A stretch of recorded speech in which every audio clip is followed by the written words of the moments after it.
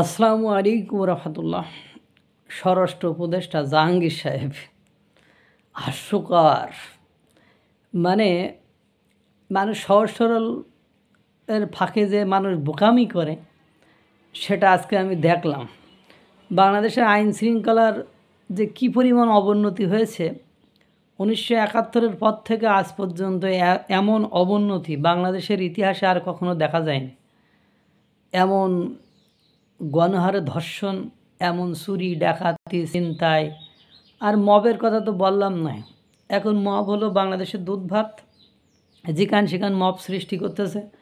আর mob তো সৃষ্টি করে জাহাঙ্গীরকে যারা বসিয়েছে, অর্থাৎ স্বরাষ্ট্র উপদেষ্টাকে যারা বসিয়েছে তারাই করে। এবং সেক্ষেত্রে কবি নীরবের মতো জাহাঙ্গীর সাহেব, স্বরাষ্ট্র উপদেষ্টা জাহাঙ্গীর সাহেব নীরব থাকেন এবং তিনি কোথাও কোনো দোষ ত্রুটি দেখেন না। তিনি একেবারে নিখুঁত সব দেখেন এবং দুধের মতো সাদা দেখেন। কিন্তু দুর্ভাগ্য হলো সত্য যে আজকে একটা বক্তব্য দিয়ে মিডিয়াতে একটু আগে দেখলাম হাস্যকর। আমার মনে হইলো ওনারে হয়তো বা ওই রেজওয়ানা হাসানের সঙ্গী বানানো উচিত বা রেজওয়ানা হাসানের ওখানে বসানো উচিত। এবং যে বুদ্ধি দিল তাহলে মাইর খাওয়া বুদ্ধি, ফকিন্নি বুদ্ধি ছাড়া আর কিছুই নয়। তিনি বলছেন, দেখেন আপনারা বিদেশি ফল খাবেন না, বিদেশি ফল খাইলে এতে টাকা পয়সা নষ্ট হয়, বিদেশি ফল না খাইলে সাশ্রয় হবে, টাকা পয়সা সাশ্রয়। আমাদের দেশি অনেক ভালো ভালো ফল আছে, আমাদের দেশি অনেক ভালো ভালো ফল আছে, আপনারা সেই দেশি ফলগুলো খাবেন, বেশি বেশি করে গাছ লাগাবেন।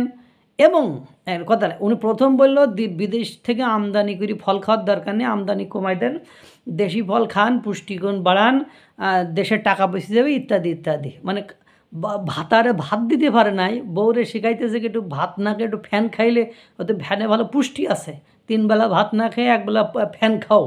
তা স্বরাষ্ট্র উপদেষ্টা জাহাঙ্গীরের অবস্থা ঠিক ওরকমই, যে ভাতারে ভাত দিতে পারে না, দেশের অবস্থাটা শেষ করে দিচ্ছে। এখন হয়তো বিদেশি ফল খাইতে হবে না, ওতে অবশ্যই আমাদের দেশের ফলে পুষ্টি, আঙ্গুর আপেল বিদেশ থেকে না নিয়ে এসে দেশের হইলু ফলমূল খাও, কাঁঠাল খাও, আম খাও, এইসব খাও। এবং লাস্টে যেই আবার কি বলতেছে, উনি যে কাজটা করেন বিদেশ থেকে সে কাজ করা নিষেধ করে দিলেন। যে আপনারা তো জানেন যে আমরা বিদেশে ফল রপ্তানি করতেছি, আম কাঁঠাল এগুলো আমরা বিদেশে রপ্তানি করতেছি। ভাই, তুমি যদি তোমার দেশের অর্থ সাশ্রয় করার জন্য আঙ্গুর আপেল বেদানা বিদেশ থেকে আমদানি করে না খাওয়ার পরামর্শ দাও, তো তোমার দেশের আম এত কী হয়ে পড়িছে, বা এতে কিন্তু এত কী হয়ে পড়িছে, তোমার দেশের কাঁঠালে এত কী বা মজা আছে যে তুমি বিদেশে রপ্তানি করবা, তাই ওরা কিনে খাবে।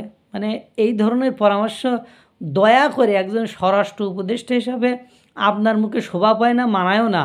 দেশের আইন শৃঙ্খলা কীভাবে ঠিক করবেন, কিভাবে এই যে 2 দিন আগেও আমরা দেখলাম এটিএম বুথে নিয়ে যে ধর্ষণ হয়, এটিএম বুথে টাকা তুলতে যেয়ে নারী ধর্ষণ, এ ধর্ষণ সে ধর্ষণ, একে তুলে নিয়ে যাচ্ছে। এই যে মিরপুরে আপনার এনসিপির বৈষম্য বিরোধী ছাত্র আন্দোলনের নেতাদের যে অফিস, সেই অফিসে টর্চার সেল করে, সেখানে আওয়ামী লীগ বা ব্যবসা বাণিজ্যে ব্যবসায়ীদেরকে তুলে নিয়ে এসে বেদম পিটায়, বিলাংসকে সিগনেচার করে নেয়।